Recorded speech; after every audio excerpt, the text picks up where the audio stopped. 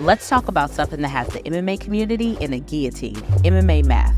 You've probably heard fans say something like, well, if fighter X lost to fighter Y, then fighter Z is going to beat him too. But let's be honest, these predictions are more of a guess than real analysis. In this series, we'll dive into MMA Math to see if it can actually predict fight outcomes. We'll break down dream fights that never happen and even preview upcoming matchups to see if the fight have any real logic.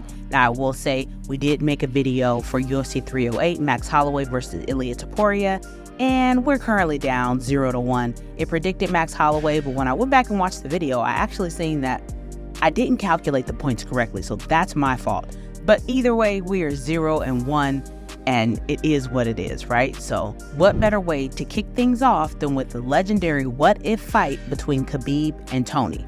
But before we dive into the predictions, let's quickly walk through the scoring system we'll be using. The scoring system is based on the fighter's last 5 fights. I won't go over all the rules because that would make this video too long, but I will put the full set of rules on the screen and in the description down below. Alright, let's check out the main rules. The first rule we'll talk about is opponent's ranking. The higher the ranking of the fighter you beat, the more points you earn. Beat the champion, you get 16 points. Beat the number 1 ranked fighter, you get 15 points, and it decreases as you go down the rankings. For example, beat the number 2 fighter, you get 14 points. Your fight results matter. Obviously, if you lose, you'll lose 2 points. If you get finished or submitted, you lose 3 points. If a fighter wins multiple fights by finish in a row, they get plus 1 point per finish in that streak. For example, a 3-fight winning streak earns an extra 3 points. You also get 2 points for performance of the night and 3 points for fight of the night. And then we have significant strikes and takedowns. Fighters who land 100 significant strikes or score 4+ takedowns get 3 points per category.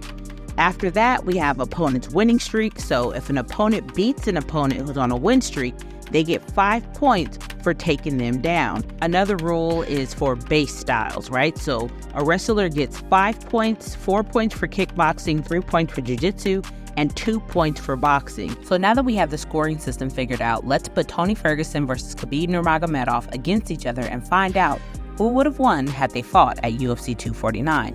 We'll dive deep into the 5 fights each of them had before UFC 249 using our metric system to analyze their performances.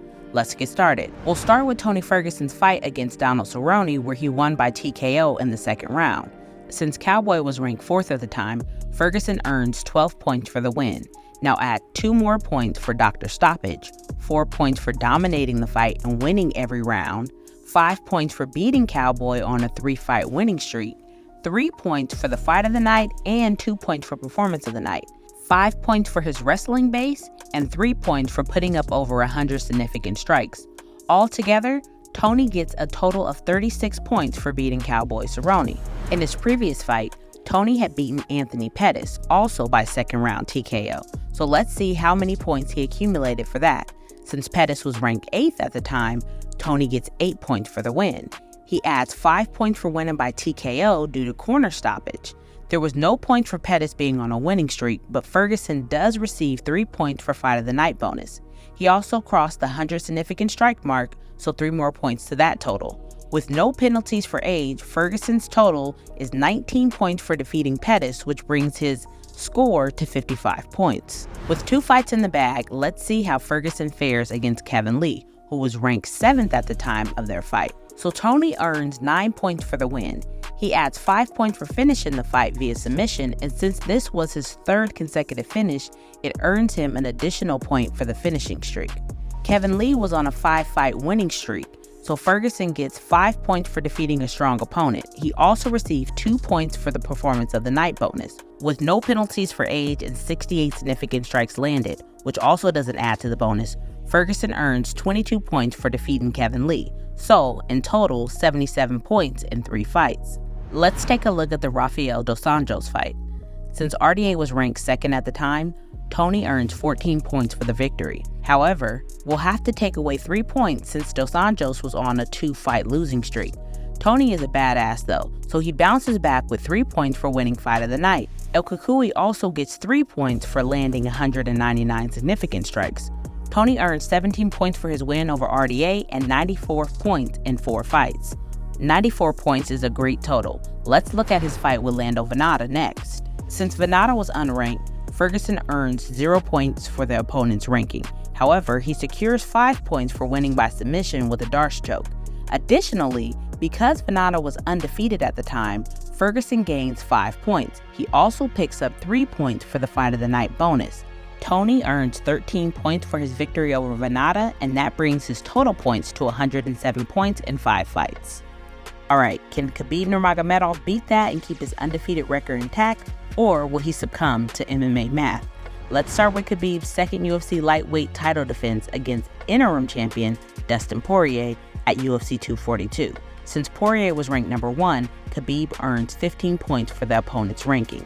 He adds 5 points for winning by submission with a rear naked choke, and 2 points for his finishing streak with 2 finishes in a row. Khabib also gets 5 points because Poirier was on a 5-fight winning streak. Additionally, the Eagle secures 2 points for the Performance of the Night bonus and 5 points for his wrestling base. With 54 significant strikes landed and no age penalty, Khabib earns 34 points for his victory over Dustin Poirier. Next up is his grudge match against Conor McGregor at UFC 229. Since McGregor was ranked number 1 at the time, Khabib secures 15 points for the opponent's ranking. He then earns an additional 5 points for winning by submission with a neck crank. Khabib gets another 2 points for the Performance of the Night bonus, bringing his total to 22 points against McGregor and 56 points in 2 fights. Tony had about the same points after 2 fights, so it's almost neck and neck, but will the Quinta fight be the turning point? Khabib was supposed to fight Tony Ferguson for the lightweight belt at UFC 223, but after Ferguson tripped on some cables, the UFC brought in Max Holloway, who was declared medically unfit to compete. The UFC was then left with no choice but to promote Quinta from the prelims to the main event. Quinta was ranked number 11 when he fought Khabib, so the Eagle gets just 5 points for their opponent's ranking. But Quinta's 5-fight winning streak pretty much makes up for it with 5 more points. Although there was no post-fight bonus since the fight went the distance and didn't produce fireworks, Khabib still managed to land 134 significant strikes and gets 3 points for it. With no age penalty applied, Khabib finishes with a total of 13 points for his unanimous decision victory over Quinta, and 69 points in 3 fights, meaning that Ferguson is now in the lead and that Khabib will have to dig deep against Edson Barboza. Edson was ranked number 4 when the two fought, so Khabib earns 12 points for the win. He also gets 5 points since Barboza was on a 3-fight winning streak. Additionally, Khabib receives 2 points for earning a Performance of the Night bonus, earning Khabib 19 points for his unanimous decision over Barboza and 88 points in 4 fights. With Ferguson leading Khabib after 4 fights, Khabib's final fight will decide the fate of this cursed matchup. So, Michael Johnson, you know you have to give up because Khabib deserves it, right?